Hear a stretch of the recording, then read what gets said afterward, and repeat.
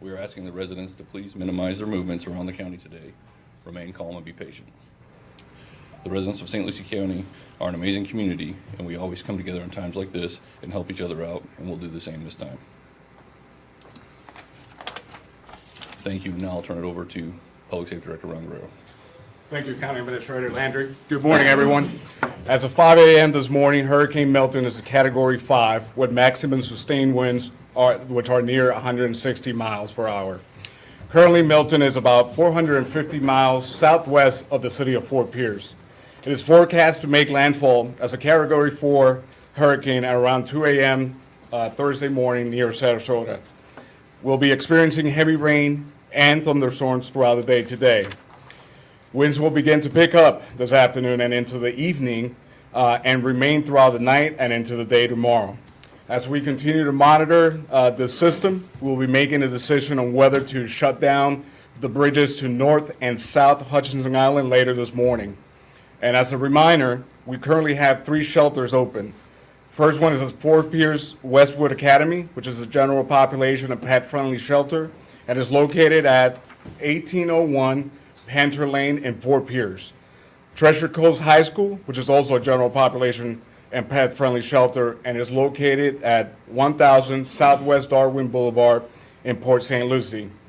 And our third shelter is our special medical needs shelter at the Havre L. Fenn Center, which is located at 2000 Virginia Avenue in Fort Pierce. As a reminder, these shelters are places of last resort.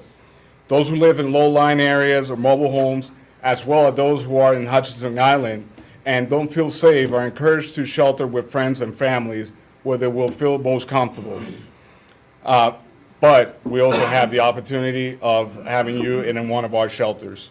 Now is the time to complete your family emergency plan and ensure that your emergency kit with the basic necessities such as water, food, batteries, flashlights, and medicines is completed.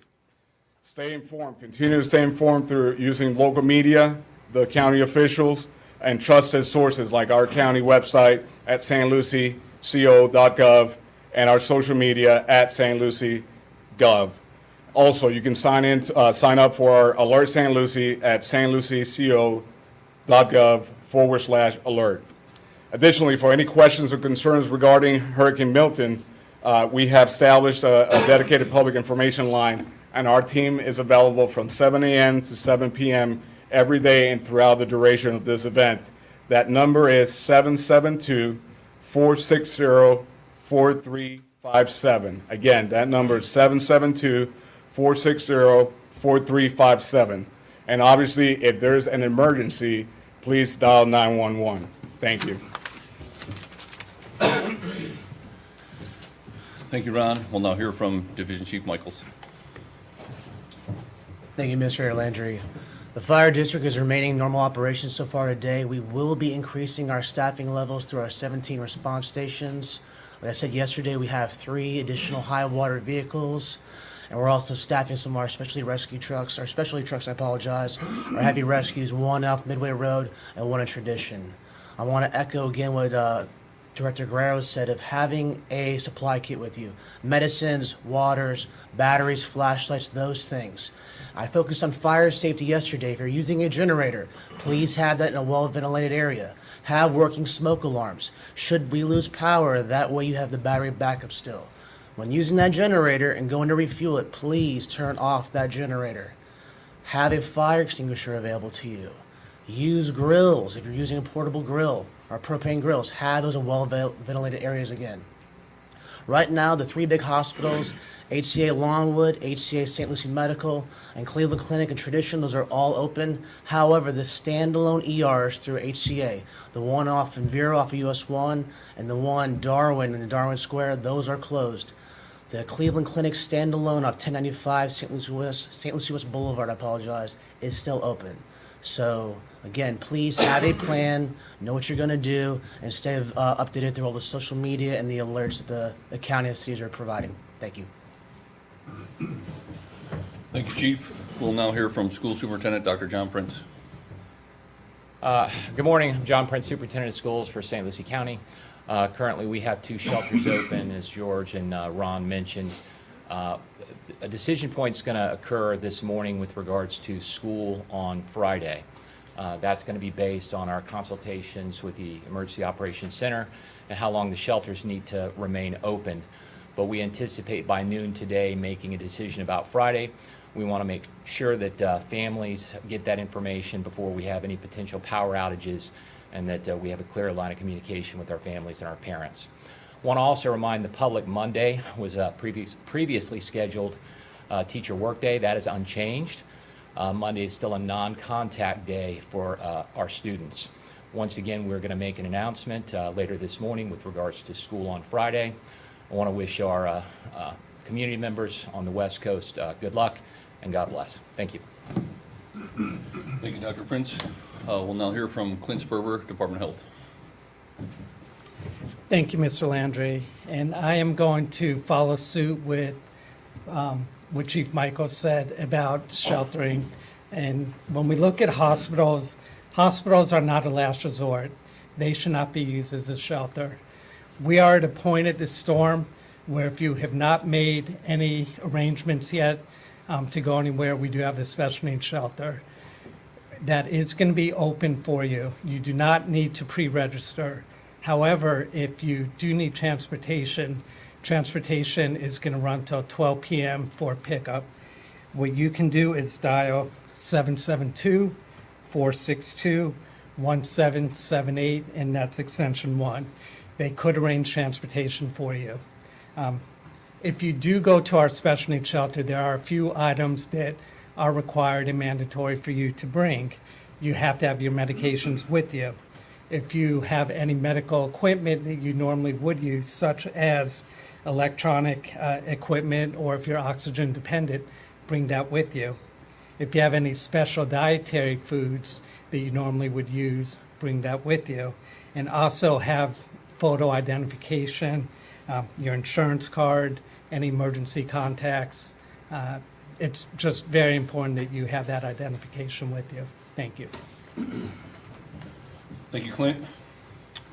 We'll now hear from St. Lucie County Board of County Commissioners Vice Chair Chris Sadowski, who also serves as the St. Lucie County Fire District Chair. Good morning. Good morning. On behalf of Board Chair Kathy Townsend, we're here today with our commissioners.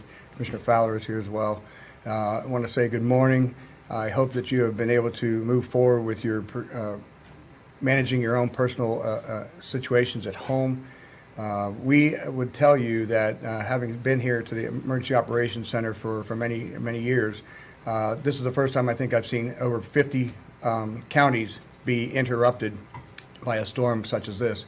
I will share that my observations with the state, Governor DeSantis and his crew and all at the state have been doing a great job keeping us informed, keeping us engaged.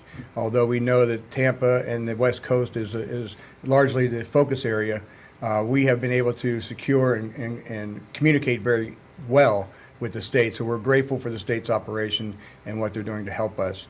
So please be safe. I will share with you, having watched local television, I see a lot of folks driving around and kids playing in the stormwater. If you live in Indian River Estates, if you live in Lakewood Park, you have a lot of septic tanks. Those septic tanks are likely to fail with the amount of water that's in the system. As that water rises, whatever is in your leach field is likely in those stormwater. So I would highly suggest that you don't let your children play in the stormwater as a health risk. That being said, please be safe and prepare. Thank you, Vice Chair. We'll now hear from Teresa Lamar Cerno, the Assistant City Manager for City of Port St. Lucie. Good morning. As Hurricane Milton continues to advance towards our region, the City of Port St. Lucie has activated its Emergency Operations Center and is preparing for any storm-related impacts it could bring to the area. As a reminder, all city facilities are closed and will remain closed until through Thursday, October 10th. Public Works has been drawing down water in retention ponds and canals for several days. There has been a significant and consistent amount of rain falling during the same time period. As a result, there is a good chance that additional rainfall from Hurricane Milton will cause water to temporarily pool in the roadways. We ask residents to use caution when driving in rain or wet conditions. Please note that water will remain in swales for up to 7 days. If water takes longer than that to recede, please contact our 1PSL customer service system at 772-871-1775 or through the 1PSL app. As a reminder, trash pickup will continue as scheduled today. The City of Port St. Lucie's contracted trash hauler, FCC Environmental Services, will suspend all garbage recycling, yard, and bulk waste pickup on Thursday, October 10th. Thursday's customers will be collected on Friday, October 11th. Friday's customers will be collected on Saturday, October 12th. The city is prepared and ready for Hurricane Milton. We will continue to update the public on our website, cityofpsl.com/Milton, or on our social media channels. Thank you and stay safe. Thank you, Teresa. We'll now hear from Major Santiago, City of Fort Pierce Police Department. Good morning. The City of Fort Pierce continues to work diligently in removing debris and clearing sewage lines so as to allow water to flow freely and prevent pooling of water in any particular areas.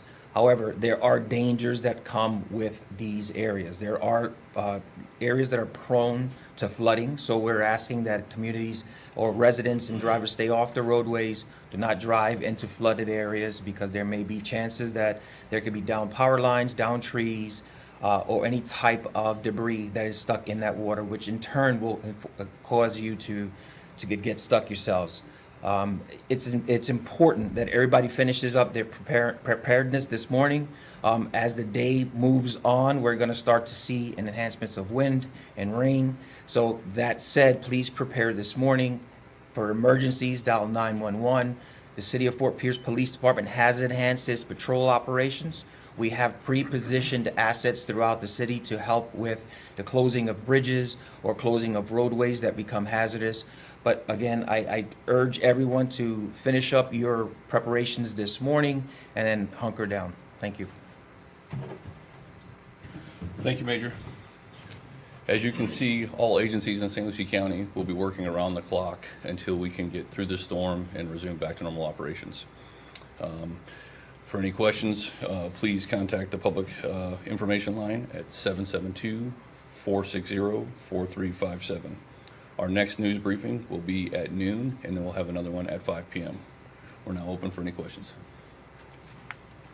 I have a question for Mr. Guerrero. You talked about the north-south bridges. What is it? Is the only factor is wind right now? And how much advance notice will the public get? Our main, like I said, our main concern is the wind. Obviously, we're under hurricane warning, and tropical storms, sustained winds will go all the way up to 73 miles per hour. So obviously, anything over 35, 40 miles per hour that's sustained is a concern to go over that bridge. So we're closely monitoring and in contact with the National Weather Service in Melbourne to get the best and latest available information. So that way we can sit down with our group here and make that determination and provide us ample time of the closures to the residents. So our projection is that by no later than 1 p.m., we should be able to know what the decision is going to be based on that forecast.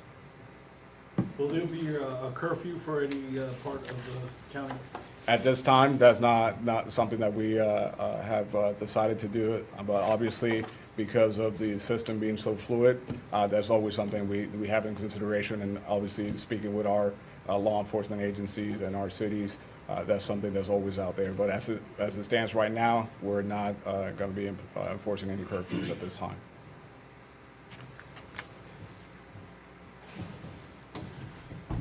Seeing no further questions, thank you. We'll see you at noon.